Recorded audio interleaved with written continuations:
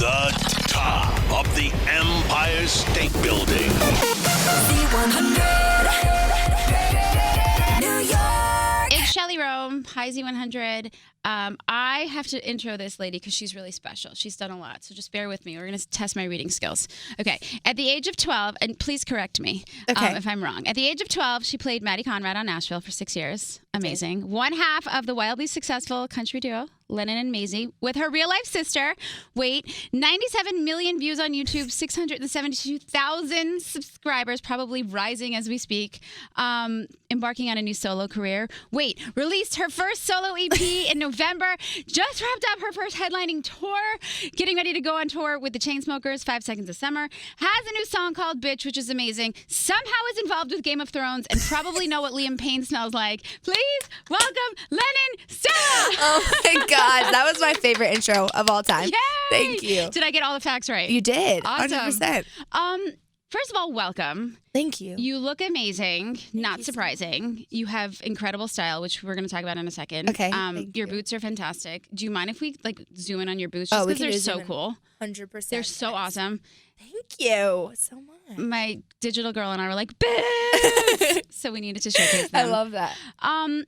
You've been successful for a really long time now, and you started at the age of 12. Did. That's insane. Yeah, 100%. It was very young, and my sister was 8. So, when we started, it was it definitely a big deal. Young. So, at the age of 12, you start on Nashville. That's where you got your start in the music and entertainment industry.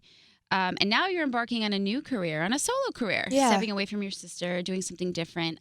What would you now tell 12-year-old Lennon back then? Because it's sort of like you're elevated on a new level, but you're still starting something new, just 100%. Like you were when you were 12. I think the biggest thing that I would tell my younger self is just to be present. I think in the moment, looking back now, I'm I was so unaware of how cool it was, and I was just at 12, I just had no idea what was happening. Yeah. And I was just going with it. And I wish that I was a little bit more present and soaked it in a little bit more. Yeah. And I think that's just something I would always, I want to, looking back now and seeing the kind of blur that it is to me. A blimp. I'm I want to remember to be present and really just bask in it all right now.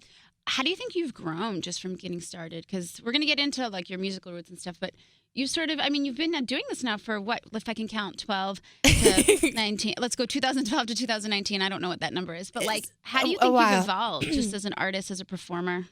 I honestly feel I'm, and just as a human, growing and even more important. Yeah, you know what I mean? It's all those are such pivotal years as a person, and 12 to 18 was when I was on the show, and so that those years were so big, just as far as figuring myself out and learning, and it's definitely different having it be on a TV show and being a character as well as figuring yourself out. So I think I've learned all the things, and just learning about myself, and also as an artist what kind of music I want to make, and there's so much freedom and no boundaries, and you can just make whatever you want to make. And I think locking into the music that I've locked into now was definitely a process, and took a while. And but yeah, I've learned a lot definitely since starting this. It's an interesting part of my life, you know? Yeah.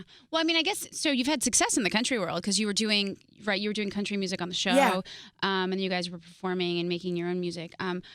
Did it sort of scare you, or does it scare you? And not in a negative way. I guess fear can also be a really good thing. Yeah, it sort of motivates you. But does it scare you to go, people, country loves their artists, right? They're so supportive. All the fans are so supportive of the artists. Did you have a second thought in your mind? You're okay, it seems like your sound is going a little more pop. Totally. Was that a fear of yours to sort of say, I'm going to step aside for a second and do something different that maybe, I don't know, people would say you're abandoning your country? Oh, 100%. No, that was such a thing. It was such a thing when I was deciding to go on my own. And it was definitely something I considered the whole time, and just wanting to make a smooth transition and exactly not have it be where did Lennon go? The Lennon we know and love. I want it to be oh, I'm going to carry you guys with me into my new, evolving as a person and evolving as an artist. And also, the stuff I made on the show, it was my character. Actually, that wasn't me. It was literally Maddie Conrad, featuring Lennon, because it was strictly my character. But obviously, that was me, and my heart was totally in that. So it was definitely a thing. And I think there's like a lot of people that carried over from that. And even like at my shows now in the meet and greets, like literally 50%, or if not more than 50%, is like, I'm such a fan of the show. And so it is. It's people that have carried over, which is really cool to me. Which I think is awesome. And I think that's also really the power of social media, because they see you on a show and then they find you on social media and they go, okay, we love her on the show. We love what she does, but we also love her as a person. So it's sort of, it must feel really good to be accepted for who you are specifically, not the kind of music you make, not the city you live in. Yes. That must feel I really love that amazing. That's I've been thinking that so much recently, like being on tour. Like it was my first tour, and that's the whole thing I was thinking the whole time. I'm just like, I honestly feel like these people, like, of course, like, they're into the music, and that's an awesome thing, but it feels like such a personal love. Like, I feel like it's, like, very, like, they're very like, we feel very connected as people, like, I feel to all them, and just, like, through Instagram, there's so much, like, it's so, like, real and, like, in your face, and, like, there's not much privacy in a nice way, honestly. Yeah. It's, like, very involved, you know? It can, if you use social media correctly in a healthy way, it can be your best friend. Yeah, no, totally. Like, there's lines. Like, there's a line that you can cross that makes it very damaging. But I think like, if you keep it in that thing where it's actually used as such a positive thing, like, you can just connect to people, and like, nobody's strangers, you know?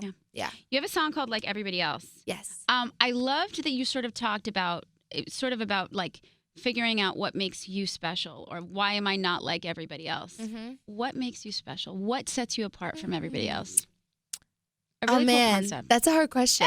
That's I want someone else to answer this question for me. I think.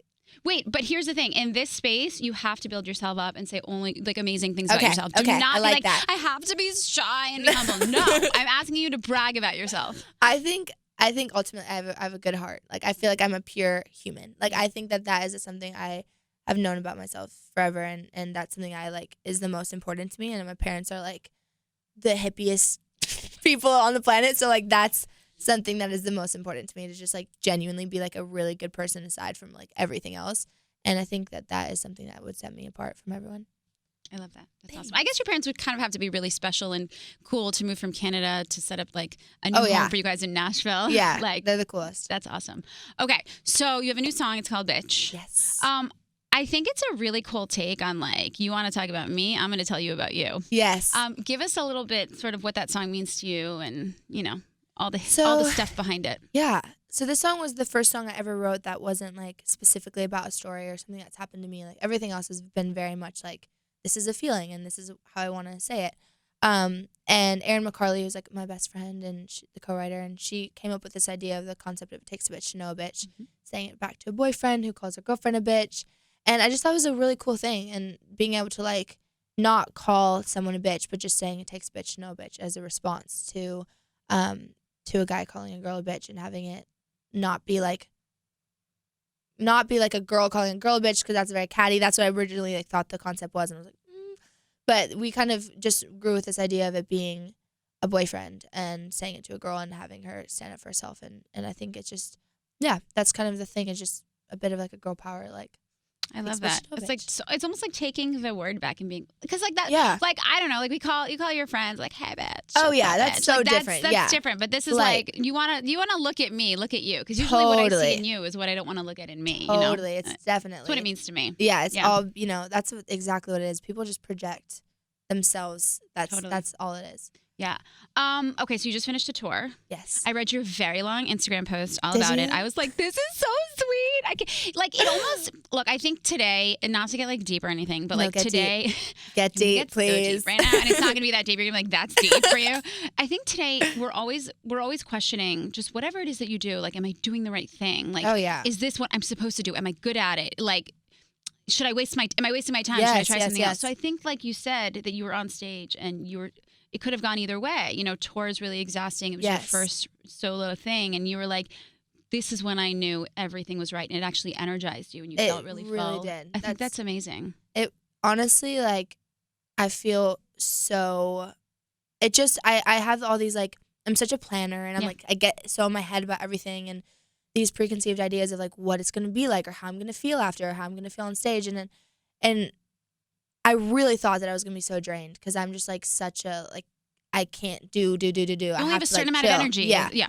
And I'm also like not like I'm super introverted where I like recharge by myself, and I was like surrounded by humans every second of every day for a month and a half. Like, so that alone I was scared about. And somehow like it felt like the complete opposite. Like I've never felt so like full, and like I just felt so sure of everything. Like it was just like, oh, like it literally like wiped everything clean of like just that, there's so much stuff. There's so much concern, or like, what do I care about this? Do I care about what people think? Do I care about radio? Do I care about all these things? Like these are also like, that's just so in the back of your head as an artist. And like when I was doing the tour and on stage and just with these people, like really connecting, like so real with all these people, like it just was like nothing else matters. Like this is so what I meant to do, and it just felt so natural and great. And yeah, such a great feeling. That's awesome. It is. So now you're going back out with the Chainsmokers 5 seconds of summer, like no big deal, like a tiny little tour. I mean, how do you sort of like put that behind you and now go, okay, now I have to step it up a notch, because it's such a big arena, right? Yeah, not meaning it's such a big space. No, it totally is. 100%. How do you approach that? Well, so I'm actually leaving. I go next week on tour with Anne Marie in Europe. So there's like a middle. So it's not from like mine to Chainsmokers. There's like an in between that I'm hoping is gonna like slowly leverage me and make me a little. You know what I mean? So I think there's it's cool because this year is like very planned out for me, and it's making me feel like there's just like it's happening exactly like the places where it's supposed to, because it's going to like make me slightly more comfortable, and I'm gonna get to the arenas, and hopefully by then I'm gonna like have my shit figured out. So I think it definitely is scary, like going from literally my first tour ever to the end of the year being arenas. I'm just like, how does that make any sense to anyone? That's so scary. But it's also like I know that it's gonna be so awesome, and honestly my tour just made me super stoked about all the other ones coming up. So that's awesome. I guess with every experience you sort of build your, I don't want to say confidence, because that almost sounds like, I'm not saying you don't have confidence, but I guess it builds your confidence up even more, and every single level is like a new, stronger, greater and just Lennon. Like taking what you can from that and be like, okay, I'm gonna change this, or I'm gonna keep this. Like it's all so important, like to just experience it all. Okay, so 2 more questions. Okay, what are you doing with Game of Thrones? So I love it. I'm just gonna say Game of Thrones, and I'm gonna something with Game of Thrones. I'm gonna let you talk. So they there's a Game of Thrones inspired album that's for the show, and I just got to do a song on it. So awesome. I'm really cool. How does that happen? How do you get approached about that? My label was doing it. They're the ones doing the album, so they asked me to do it, and I was like so stoked. I actually haven't seen the show because I don't watch any TV. If I could watch any show, it would be Game of Thrones, but I just literally don't watch any TV. But all my friends are like so obsessed with it, and stoked. I'm like, I think it's like everyone's so diehard. Like there's just everyone that's like you either love it or you like have never seen it. But like everyone is so obsessed with the show, and I was super stoked to be a part of it. And I love the song. So, that's awesome. Yeah, it's a super polarizing phenomenon. I have never seen an episode, and I really don't care. Like I just don't have any interest to watch dragons or aliens or zombies. I don't even know what it's about. I know. I have to say that like it's the same way with me. But like my friends who also aren't into that stuff, because I can't get into like, forgive me, Harry Potter, Lord of the Rings. I can't. Oh my God, we're gonna get killed. We're getting killed. No. Like, people are like angry as we say I this. know, but I just can't. Like it just doesn't interest me. I wish it did, because I would have to. The times I say I don't like Harry Potter, the looks I get from humans, it's gnarly. So I wish that I liked it, but I don't. Yeah. So Game of Thrones like seems like that's what it'd be like, but honestly, all my friends who like aren't into that as well, like aren't into Harry Potter, like love Game of Thrones, and it's like much more like modern and like So I would watch it. I have to ask you. Okay. So what was it like being like this close to Liam Payne?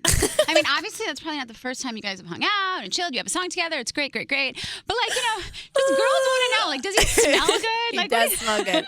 He's a good smelling fella. Yeah, he's awesome. He's so great. Yeah. What was it like working with him and Jonas Blue? It was so amazing. He is so much more like nurturing than I imagine him to be. Like he's so cool and very like comforting to have around, and like always just wanted to make sure I'm comfortable. And I was like my first thing putting out.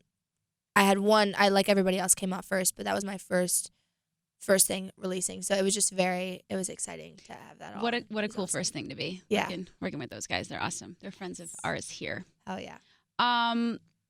I think that's it. I think they're about to wrap me up and tell me I gotta go. I could sit and talk to you for 20 more minutes. I have 100 more questions. Next time. Such a pleasure meeting you. Yeah, really nice to meet you. I just wish you so much luck. Thank you success. so much. I love the appreciate it. song. Good luck on Thank tour you. with Anne-Marie and then the Five Sauce and Chainsmoker Hell yeah. guys.